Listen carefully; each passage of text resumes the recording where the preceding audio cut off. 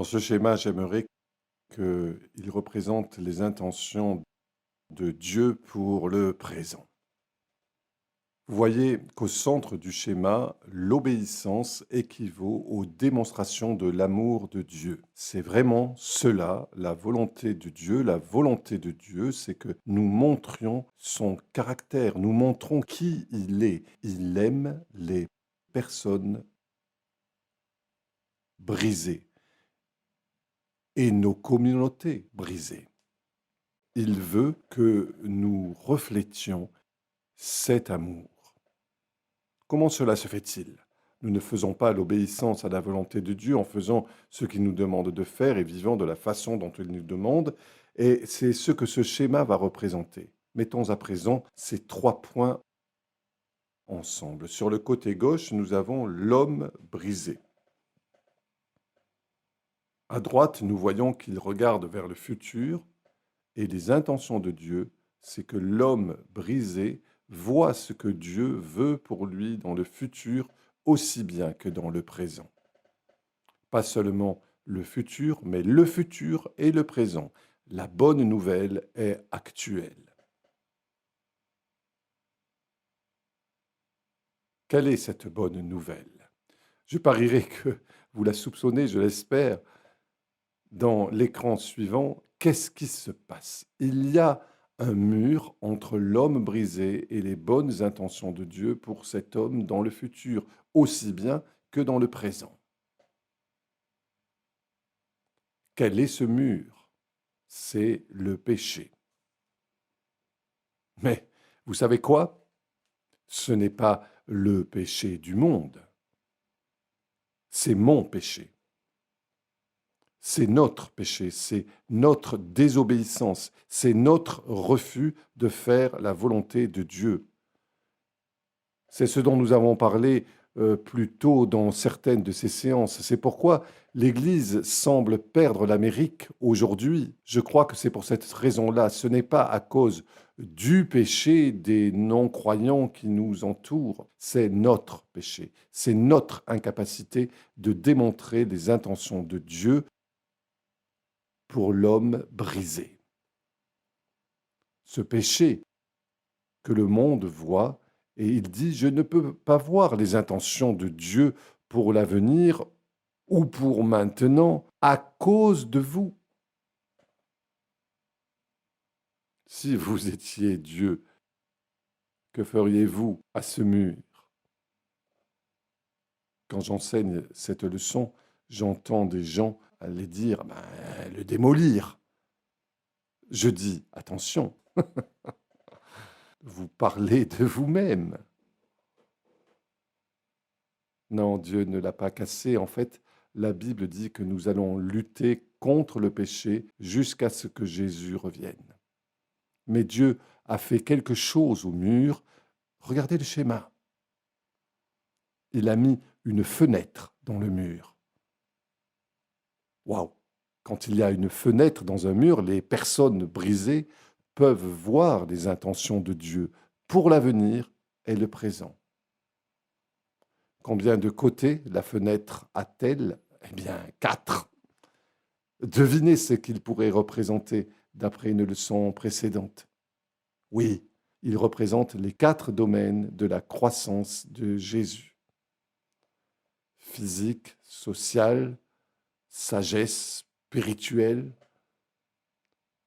Ce sont les 4 domaines dans lesquels Luc 2, 52 nous dit que Jésus a grandi. Ce sont les préoccupations de Dieu, non seulement pour son Fils, mais pour nous, quand nous démontrons l'amour de Dieu aux personnes brisées de notre communauté. Et l'intention de Dieu, quand les gens regardent à travers la fenêtre de l'Église, l'Église est un mur de pécheurs en qui Dieu a posé une fenêtre pour que les gens brisés de communauté puissent voir à travers ce mur et voir ses bonnes intentions pour eux. Bien, il y a un problème. Le problème est que certaines églises, regardez l'écran, Certaines églises couvrent le domaine physique et disent pas pour nous, c'est pour les ONG, c'est pour le gouvernement, et nous devons nous concentrer sur le domaine spirituel. Et quand les gens brisés regardent à travers l'Église, ils ne voient pas les intentions de Dieu dans le domaine physique. D'autres églises couvrent le domaine social. Même chose. Pas nous. Nous ne sommes pas une église d'évangile social. Nous sommes... Qu'est-ce qui se passe? Les personnes qui voient à travers cette église ne voient pas que Dieu se soucie d'eux dans le domaine social. Et puis, d'autres églises disent sagesse. Nous savons que nous avons besoin de proclamer la sagesse de Dieu, mais les gens en dehors du mur, s'ils entrent dedans ou viennent de l'autre côté du mur, nous serons plus qu'heureux de partager avec eux les intentions de Dieu pour toute la vie, mais elles doivent d'abord rentrer. Donc, les gens brisés à l'extérieur du mur regardent à travers l'Église et ne voient pas la bonne nouvelle de Dieu pour eux dans la sagesse, le domaine social ou le domaine physique. Mais regardez l'écran suivant. Spirituel?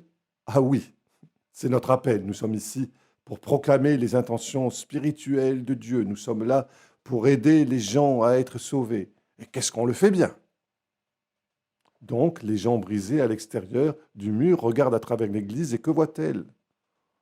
Oh, Dieu se soucie de mon avenir quand je meurs.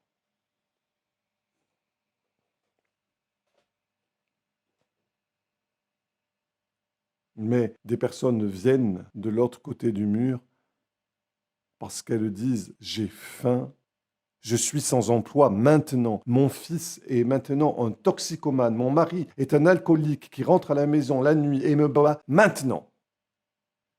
Dieu a-t-il une bonne nouvelle pour moi maintenant? Que devons-nous faire? Nous devons laver la fenêtre.